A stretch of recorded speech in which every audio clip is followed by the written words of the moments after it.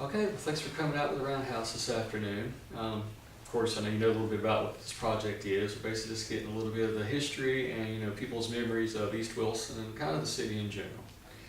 You know, over their lifetimes and from what they've gathered over, what they've been told from oral histories from their families. If we could start off, if you could let us know, what your first and last name is and give us a little bit of your background within Wilson, how long your family's been here. Well, my name is Lewis Thomas. I'm Lewis Thomas III. It's my father, Lewis Jr., his father, Lewis Sr. And there is a Lewis Thomas IV and Lewis Thomas V. Lives in Dallas, Texas. My first wife, and I married, she's from Dallas. So my kids and grandkids are still in Texas, and I visit them often there. But I grew up here in Wilson, and I really had a very good childhood coming up. Never really had a problem with prejudice or injustice as an individual. But I do remember a lot of negative things going on while I was growing up. Riots, bigotry, and just negative impacts in the community about blacks and white. I remember the blacks on one side, the whites on the other side, the water fountain. I remember all of that coming up. But I never had a first-hand encounter of prejudice the whole time I was living in Wilson. When I was born, 53, I was christening in St. John Church when I was at 6 months or something like that. It's my family church. And my granddaddy, he was a chief carpenter in building the framework at St. John, the sanctuary itself. And my family pointed out a lot of different things that he were mainly responsible for. A lot of St. John has changed over the years, but the building is still there. What was his name? His name was Lewis Thomas Sr. Senior, okay. And his father, Charlie Howard Thomas, my grandfather, I think he was born in 1866. Mm-hmm. He worked for, started as a young adult, he worked for, I think it was Gold Publishing Company, which is now Wilson Town. Okay. And I think he worked there for like 50-something years. And Mr. Gold and my granddad was very, very good friends. So that's part of my family history. My grandfather, Charlie Thomas, was a trustee at St. John Church when it was on Sugg Street here in Wilson. It was a white plank church. Church burned down. Trustees got together, mortgaged their home, come up with enough money to build St. John as we know today. So a lot of people in East Wilson was very educated, were very respectful businessmen, clergymen, and entrepreneurs. And I grew up like that. Matter of fact, the street I grew up on, Green Street, it was a very prominent street to live on. A lot of educators here in Wilson back in the, I guess, late 40s, 50s. Mr. Miles was one of the educators that came from Greenville, and he became band director at Frederick Douglass. I think he went to Barton first and then out there to Elm City. But he stayed with Papa Thomas in Papa Thomas's house on Green Street, which was right across the street from Mr. Sam Vick's house. It's known for a while as B's Flower Shop. Two of his his baby daughter went to floral school, and a lot of members of my family went to college to study their trade. My daddy, my granddaddy, inspired my daddy, Lewis Jr., to become a finished carpenter, and he did a lot of work in different homes and offices around Wilson. Did work in Mr. Sam Vick's house, did work in Dr. Butterfield's house, Mr. S.P. Artist's house. And my granddaddy let him do certain things on these houses. My granddaddy built these houses. He built Mr. Herbert Woodard House on Martin Luther King Boulevard, and all these houses are still standing.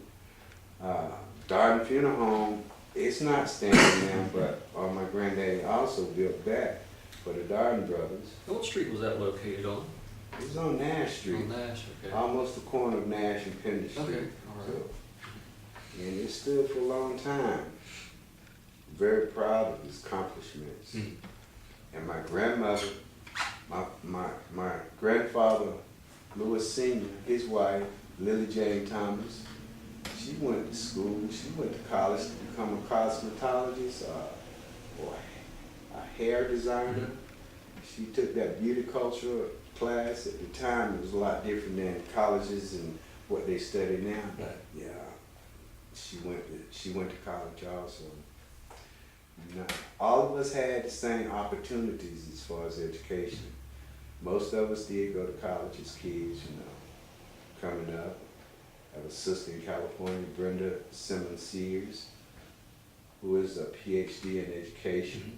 I think she's at Santa Monica. I have a sister in Maryland, went to Maryland U. Her daughter's in Chicago, who's studying medicine. Of course, I went to Barton College. It was Atlanta Christian College at the time. I studied commercial and graphic art education.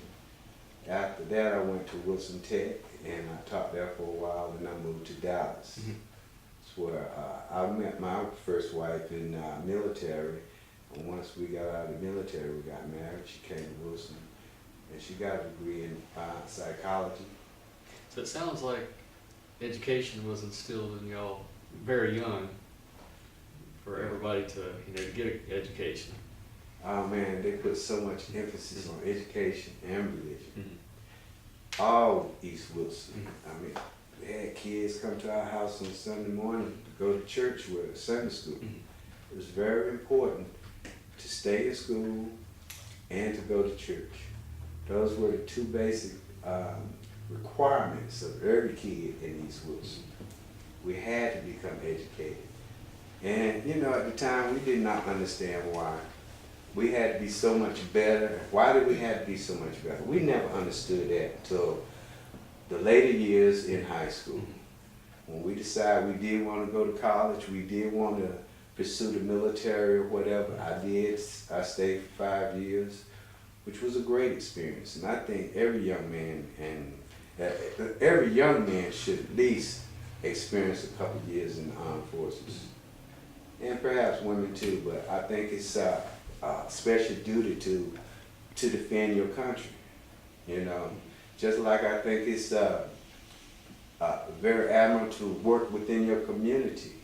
We was taught this. I remember my dad used to get up early in the morning on voting days to take people to the polls. He did that every year. A lot of things he did, I did not understand why as a kid growing up. But it's I do understand a lot of things that were being taught. Growing up, Alex, once you got into the high school years, did they ever discuss any of this with you all, or was it just something that you all kind of learned on your own? Well, we were programmed. Anytime you got your parent to tell you to go out and get a switch so I can whoop you, you learn quickly. Right. You go out there and get one of these little video switches, and then they'll go out and get 3 of them and plat them together. And once they finish with you, that's one thing you didn't do over or wrong again. So we were programmed. We were programmed a lot of different ways to be respectful to the elders. Yes, sir, no, ma'am. It doesn't matter. If they're older than you, then you give them their respect. So a lot of things like this was in the East Wilson as coming up. You mentioned, the church and school, both being, powerful forces when you were growing up. And we've heard this from a lot of other people, this was instilled in them, and it was almost like the schools and the churches, we'll say they were like your parents, but they were also there to make sure that you knew the right things to do while you were growing up. Yeah. Is that how it was for you? That's how it was. Those two institutions were very, very strong and related to us as kids, because what else could we do? We weren't in school, we wasn't in church. We could have fun, and we did have fun in our own ways. we had the Reed Street Community Center as a part of our activities where they did everything as far as sports is concerned. So we learned different things. And I think we have some people here that went on to play professional ball. I know Carlester Crumpler has two sons who plays pro ball today, and I think he played pro ball for a short period of time. So, I mean, there's so many people that came out of Wilson that has moved on into other areas and other states and has done very well. And it's because of the way that we were brought up. You know, wasn't a whole lot of wrongdoing that the parents knew about. I know we've heard from some people that if you got in trouble at school or somewhere, by the time you got home, they knew about it. I don't know if that may be the same with you or not. But one of my teachers was named Miss Lavinia Elliott, and she sent me home one day. Now, back then, if you got sent home, man, you didn't have no privileges. I mean, there was nothing that you could do but open a book while you were on punishment. So Miss Elliott sent me home, and she knew if I had gone home, I would be in big trouble. And she explained to me as an adult that she had no right to send me home. I didn't know. All I know is I had to leave, and I left. And on the way home, I was crying because I knew, oh man, it's gonna be on now. But she sent a kid after me, I think it was Cora Jenkins. And she came and got me and said, Miss Elliott said, come on back, you can come on back. I was very happy. I stopped crying, went back in the classroom, and like I said, years later, she explained to me that she didn't have the right to do that, and so she had to send for me. right. But you know, those types of experiences is what made us strong as adults today. And we don't have nothing but respect for our elders. And now we're trying to teach that to these kids coming along now. I think I did pretty good with my kids. You know, I was in and out of their lives, but with their mother's help, they've done very well. My son and my oldest daughter both went to Livingstone College.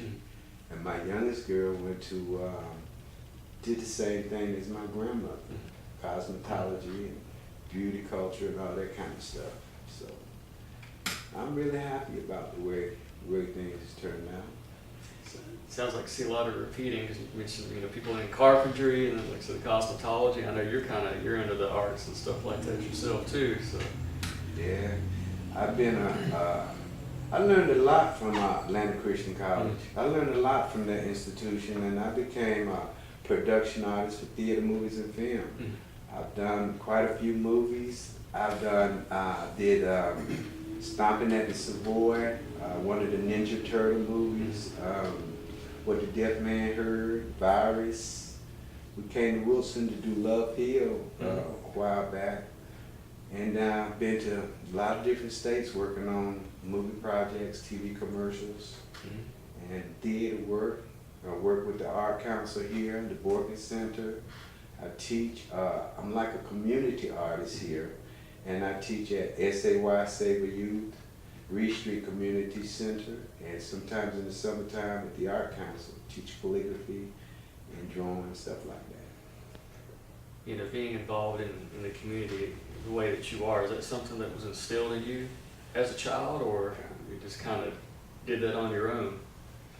Well, no, to answer that question, you try to be like your parents. You want to be successful like your parents. So yeah, I would say yes.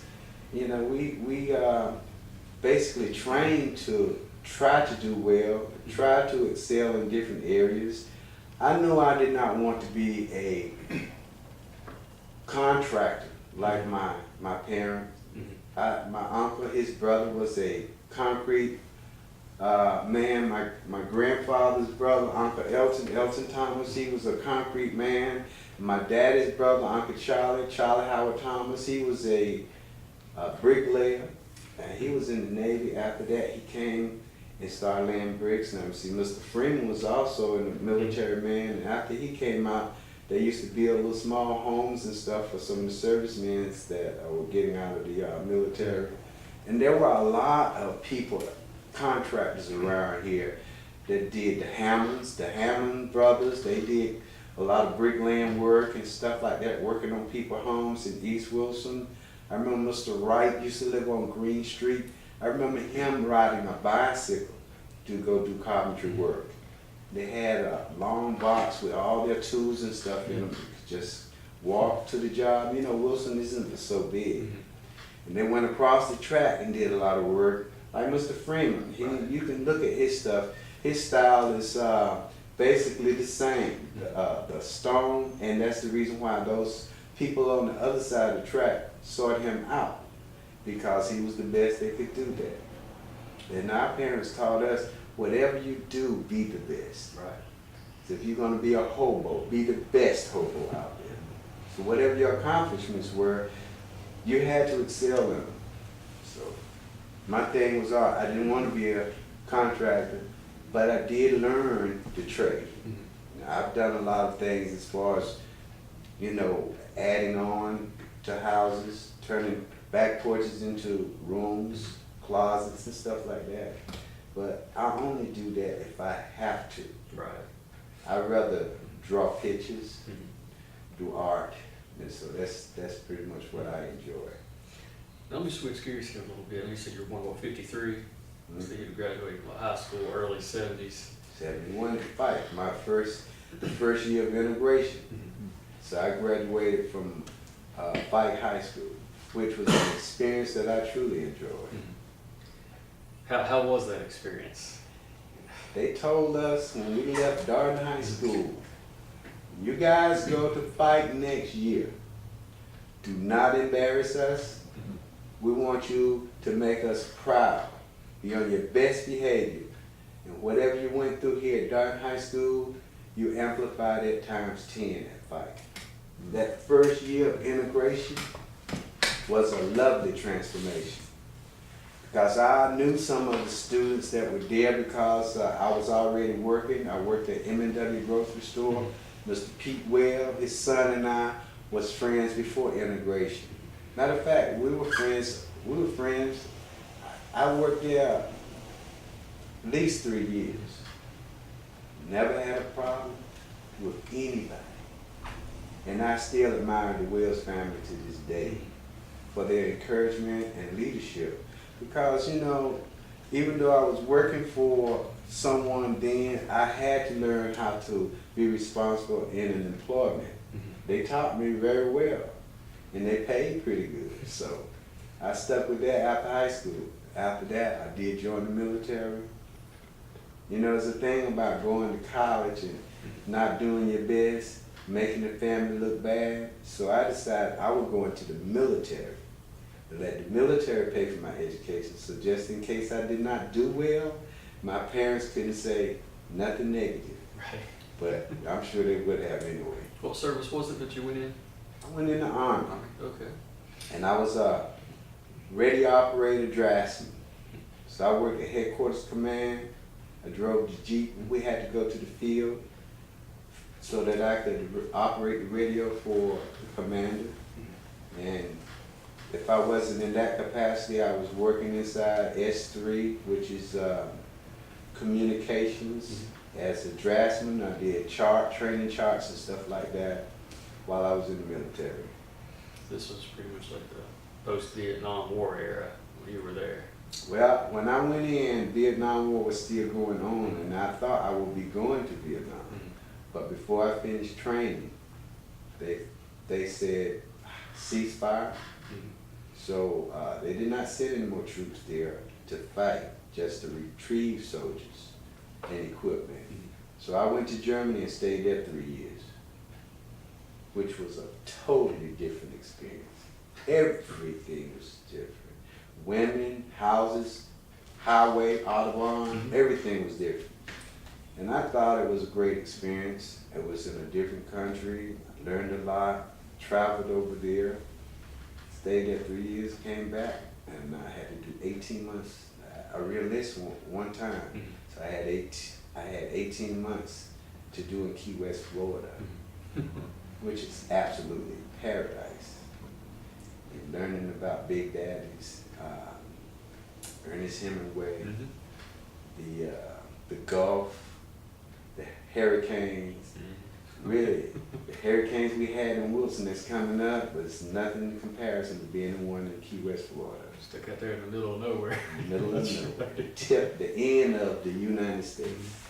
I mean, literally. So I had fun. I did as a soldier. Jump back a little bit there, back when you were at FIKE. I know we spoke with some people who were there around that same time period, and they were, you know, some of them told us about all the problems that were going on. I guess there, you know, was still a push by some students, you know, like how they didn't want this, you know, making a lot of fights and stuff like that. And then, you know, did you see stuff like that? Did it... When I was there for that 1 year, I only saw one disturbance. It was a fist fight by a couple of different guys. The only guy that I remember was Harvey McLean. And I think he threw the first punch.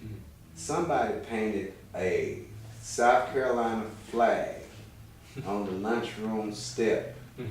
And when we came to school and saw that, we exploded. And then we found out who were responsible, and some of the brothers retaliated. After that incident, I think they all got expelled for a short period of time. But when we resumed class, for the rest of the year, everything was quite peaceful. Really? Now, the class after us started a ruckus, the class of 72. But the class who acted the worst, I believe, as far as retaliation was the class of 73. I mean, those guys literally tore the school up. And after that, I guess it was smooth sailing. It has been ever since. Right. But the most disturbing class during that time was the class of 73. And I knew a lot of guys that was in that class. I wonder what made that class different than the others. I don't know. And you had one student tell the photographer, I did not give you permission to take my picture for the yearbook, and it better not be in the yearbook.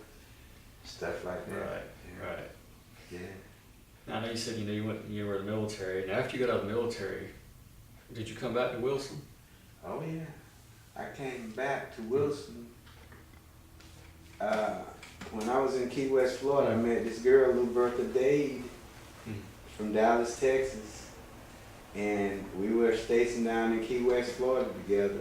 So I came home to go to school and try to forget about her. But she was still in Key West. So when she graduated, when she got out of the Army, we got married in Dallas, Texas, and she came to Wilson to live here. And that's when we went to Atlantic Christian College together.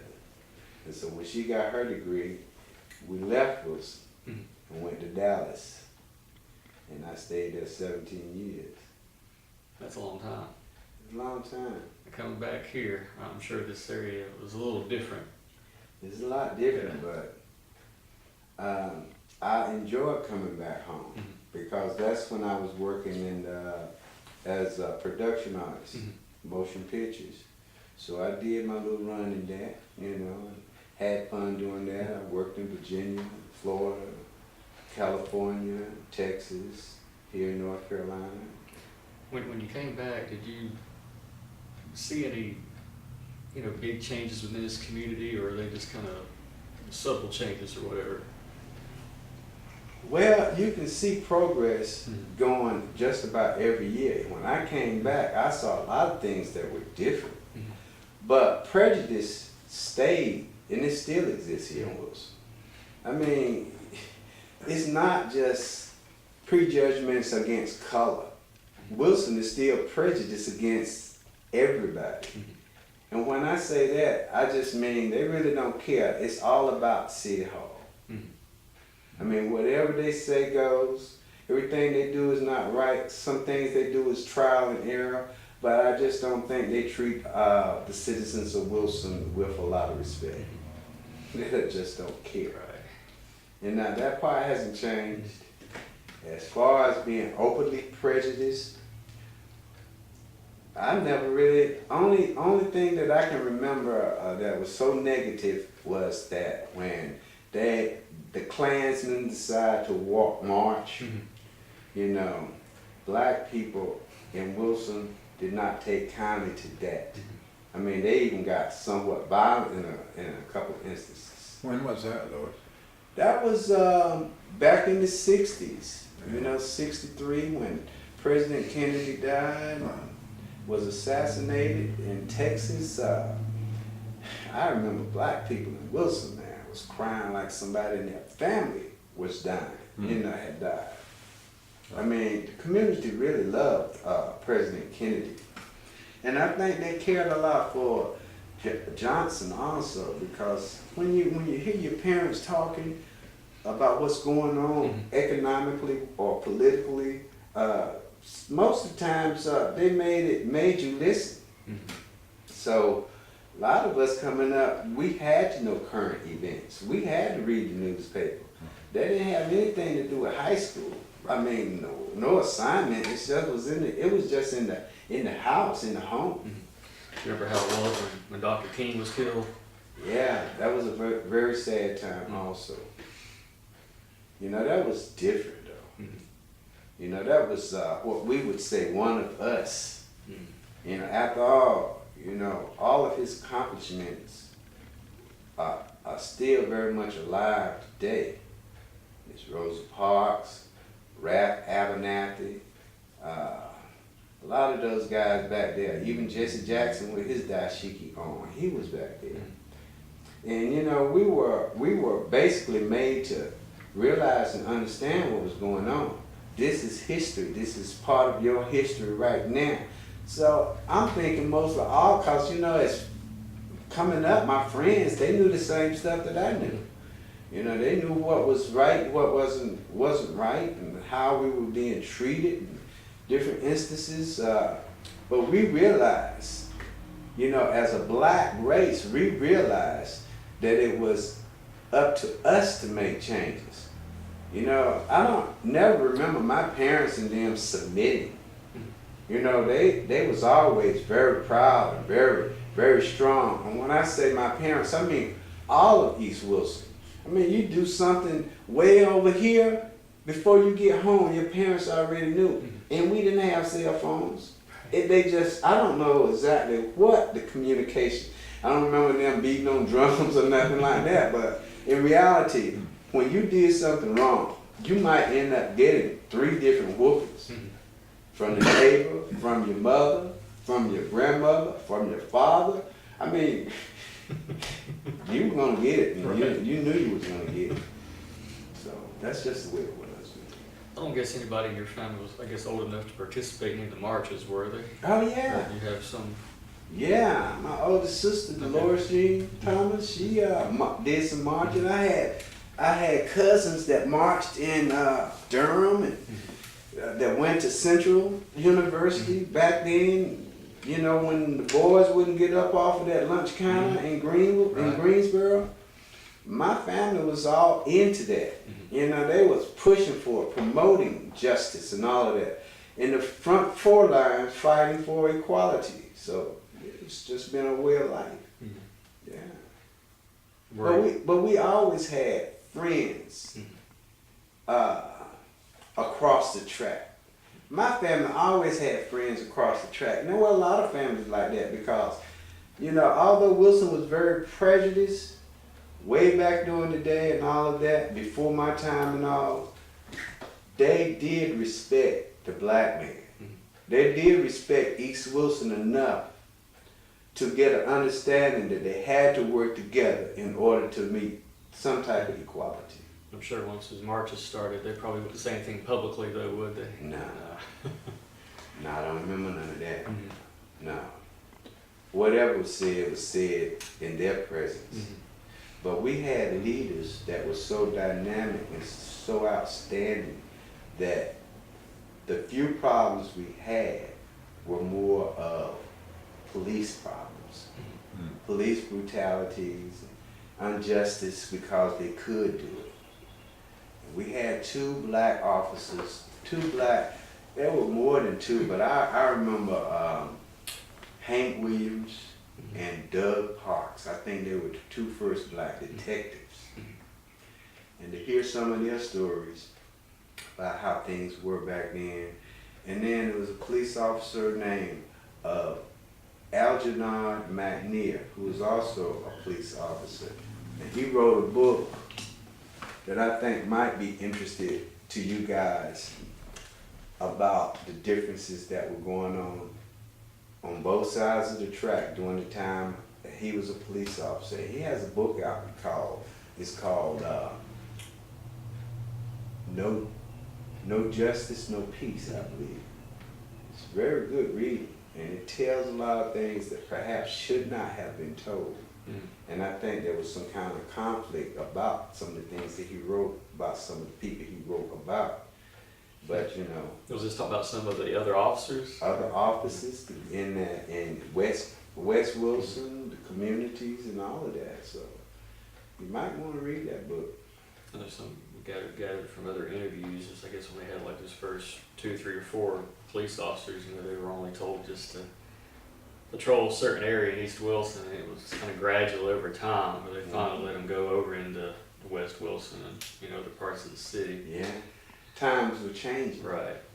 I mean, even, I guess I mentioned during some of these marches and stuff, you know, we've had people tell us that, you know, during the marches, you know, the police are out there, but it may have been more just they had the white officers and not the black officers out there during all these marches. You know, black officers had different roles to play. Mm-hmm.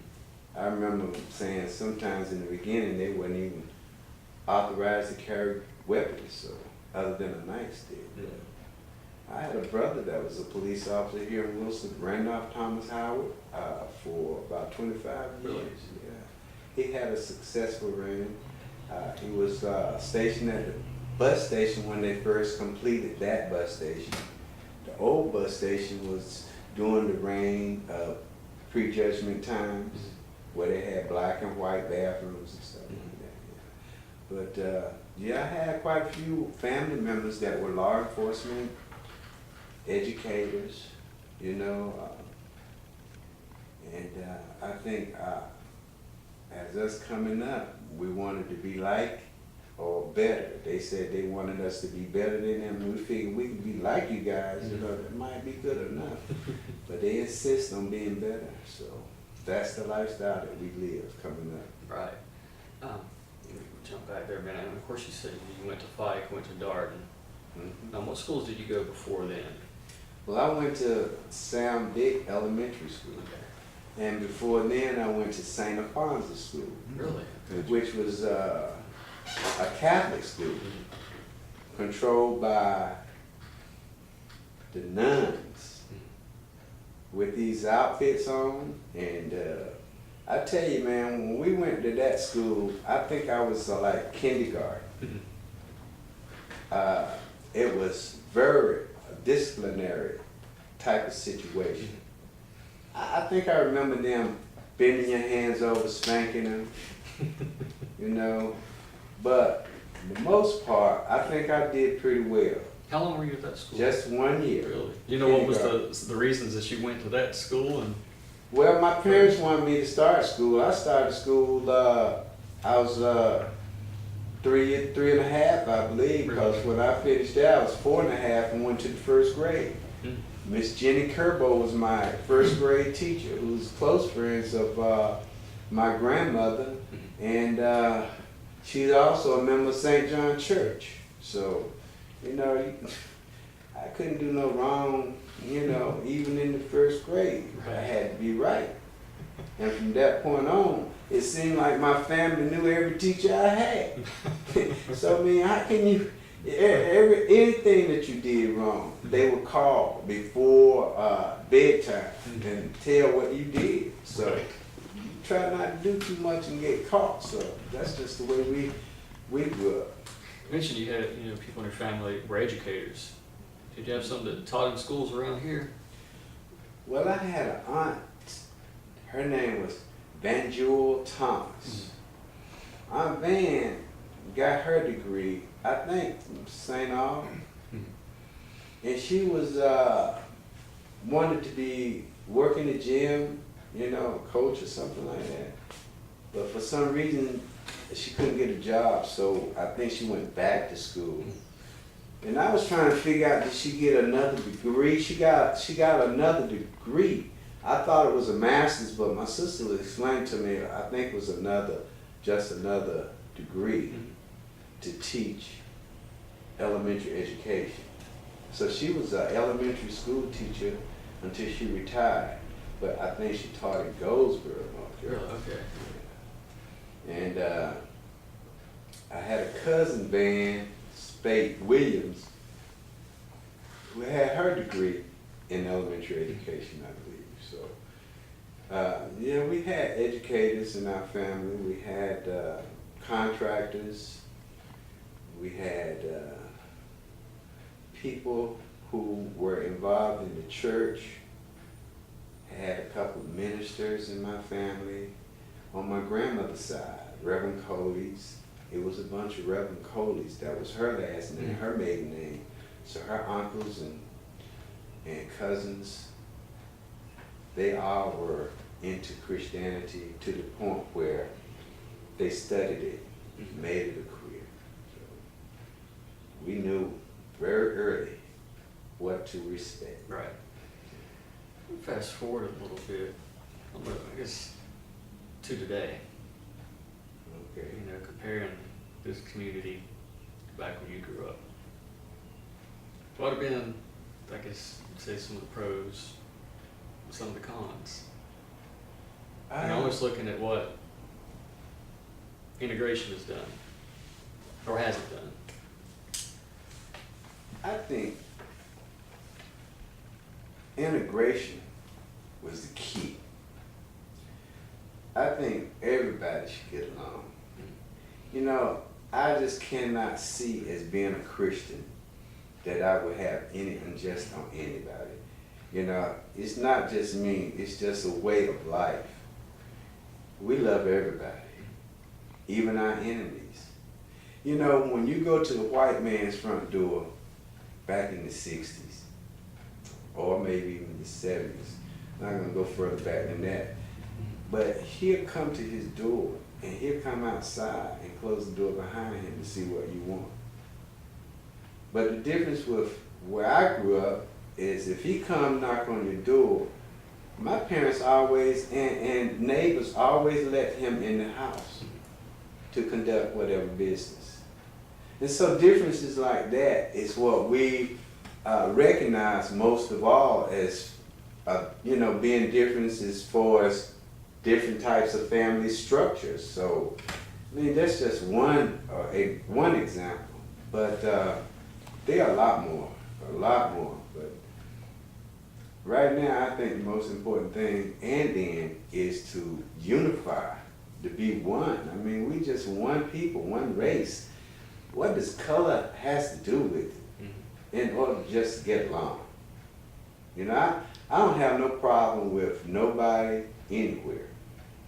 And the ones I love, my family and friends, my enemy, I love them the most because I don't want us to be enemies. Right. So, I mean, that's just the way I focus my life. And I'm trying to get to heaven, and I can't afford to do anything wrong. Not now, I'm 60 years old. So, I want to love everybody and do everything that's possibly right in my life.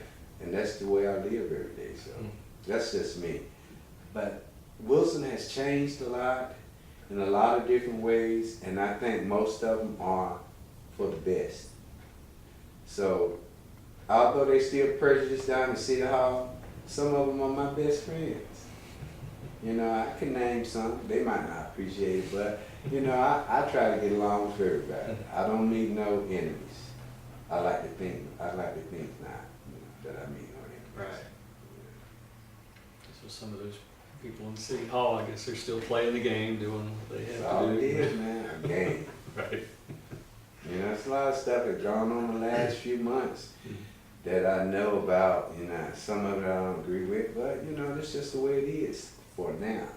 But we just have to stand up as a unified people to make change. We have to do it together. It's not blacks no more. I mean, black people, you know, we have come a long way, but we have been used to certain things for so long that we could not change. It's like they have the Moral Mondays now. That's a good thing. But we as a people has been through all of that. If you want to go to Moral Monday, you go. But I have been used to all of that stuff all my life.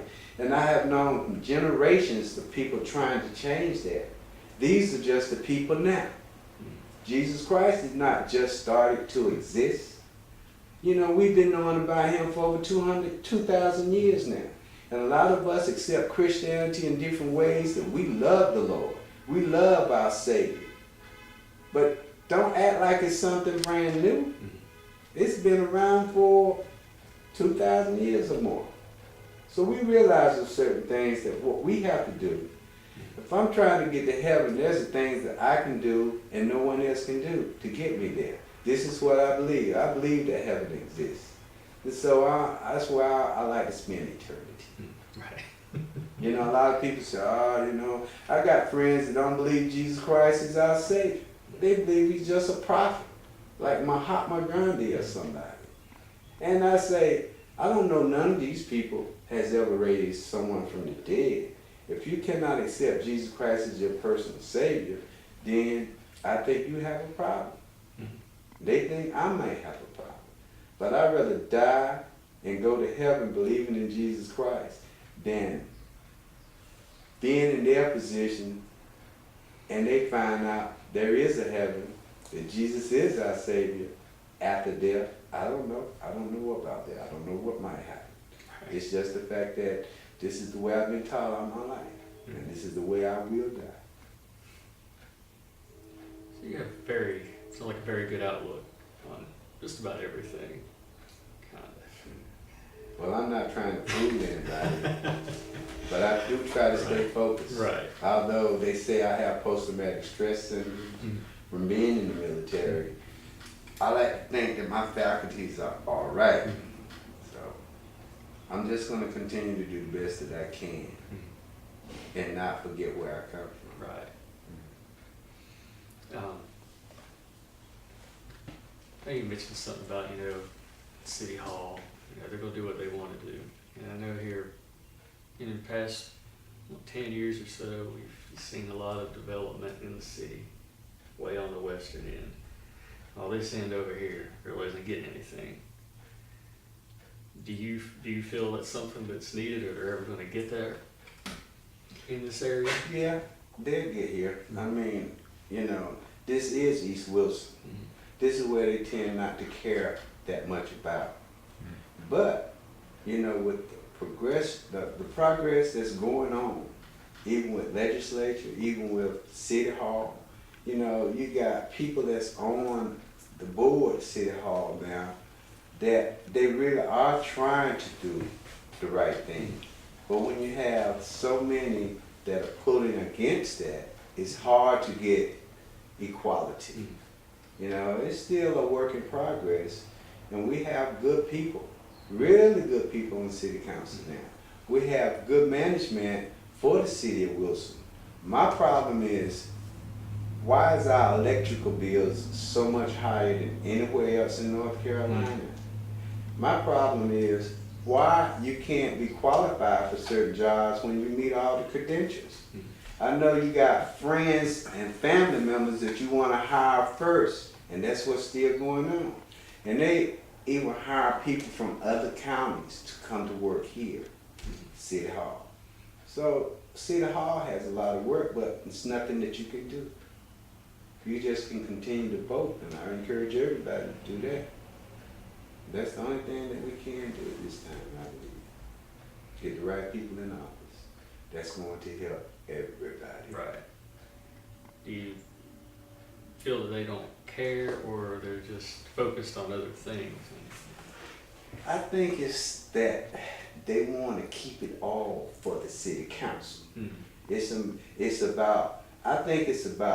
lot that's going on that I don't really know about. But I think it's about City Hall being on top of everything. Because if you can't pay your light bill, whatever the price is, they're going to charge you more money for not paying it on time. And if you got a problem paying with your light bill, how are you going to pay more money? And it's just like a system that they should consider to work out to where it's comparable for everybody. We're not using that much more electricity than these other counties. I mean, come on now, let's get real about it. They need somebody there that can sit down and kind of make it so that everybody can afford to pay their bills. It's just like Obamacare. A lot of people don't care about all that, man. You know, come on. I mean, how many black presidents have we had? So how many presidents messed up this country? They had nothing to do with Barack Obama. Even when he was a little boy, they knew he was going to grow up and be president. What would they have done? See, a lot of things you have to think about as reality.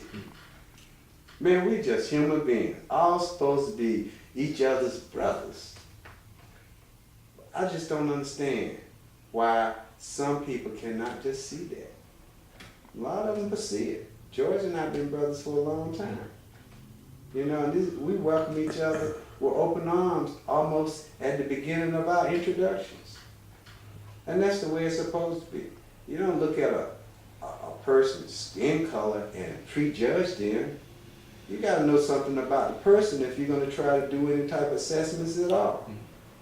If you don't know me and then you're going to call me all kind of crazy names, I'm just going to turn around and give you a hug and tell you how much I love you. So that's the way I was taught. I mean, it kind of sounds like racism is still alive, but Very much. yeah, just different ways. It's not against just black people. Right. Racism, they don't even like themselves. I mean, they got family members they don't even speak to, so, you know, how can I expect for them to care that much about me? Right.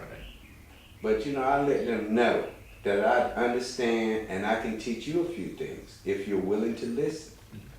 Everybody can teach everybody something. Each one, teach one. I can learn from a little kid. Yeah. Black or white. Black or white. So do you think there's any place for a movement today? You mentioned Moral Monday and that we've been through similar kinds of, and that wasn't, you know, the civil rights movement wasn't the first. There was abolitionism. Seems like periodically oppression gets bad and a movement comes up and then it fades away and then along comes the civil rights movement and we think we got everything, we act like we got everything figured out, that goes away, and yet this racism you're describing persists. Yeah, And if I can interrupt a second, you were talking about your faith. What role does that have in it? I mean, it can teach you and I to love each other, but how do we confront unjust authority? well, you have to become a teacher. You know, when a person is so negative towards you because of your skin color, you know, you got a racist group out now. I'm thinking it's a newly formed group. I've seen it on the internet where they are not responding to black people at all. If you go up and ask them a question, they tell you to go back to Africa. And these are young guys. Right. I think, you know, in order to get a better understanding of race relations, we have to be able to sit down and communicate. Because things are not the way they seem. And people are learning this every day. I can look like I just come out from digging ditches and go to a car lot to buy a brand new car. The salesman might not come out to me, but they will go out to another person that may be dressed well, maybe be able to articulate better. But my money is just as good. But they won't come to me, they'll go to them because they think I'm out here just for nothing. I'm not gonna buy a car. Look the way I dress. And so a lot of that is, to me, is prejudging for no apparent reason at all. All you gotta do is go out and greet this person and tell them, I'm here to help you. That person might buy 2 vehicles. But if you continue with this negative connotation, you're gonna always be in the dark. It doesn't matter what color you are. If you hating, it's gonna catch up with you. Maybe not in this life, but maybe in the next. Because this is not the end. Once I die, it's only the beginning. And that's just the way I was brought up. Believe in Jesus Christ. John 3:16, for God so loved the world, he gave his only begotten Son, whosoever believes shall not perish but have everlasting life. I believe that. That's real to me. And if you don't think so, wait until you die. That's the way I look at it. A rude awakening. Well, we pray in my church, thy kingdom come, thy will be done on earth as it is in heaven. I've been to your church. And you do that in your church too. And we do it in our church too. So that's about the kingdom on this earth. Well, yeah, this will be paradise. So how are we supposed to, we pray for it, we're supposed to work for it too. Yeah. The King James Version. So when Jesus said, there are many mansions in my Father's kingdom, and I go and prepare a place for you. And if I say I will indeed do this. Yeah. So to me, that's telling me as an individual. Also, it mentions that this is paradise, this earth. Man will dwell on this earth forever. But some people will be here, some people will be there. As far as all of that, how it all tie in together, then I guess you have to be a very influential person in the study of religion as a whole. That's not me. Now, I have studied religion and I have some understanding. It's a whole lot that I don't. But a few Bible verses, few pieces of scriptures, it really confirms to me that I do have a place forever. Whether it be on this earth, whether it be in a mansion, maybe I can visit both places. I don't know. But I'm looking forward to it, but not anytime soon. That's all. Yeah. Good. Ms. Love, did you have anything else to add? I just, one little theme that you were talking about earlier when you were talking about, you know, growing up and as a child, and if you got in trouble, everybody knew about it, you might get 2 whippings, and no child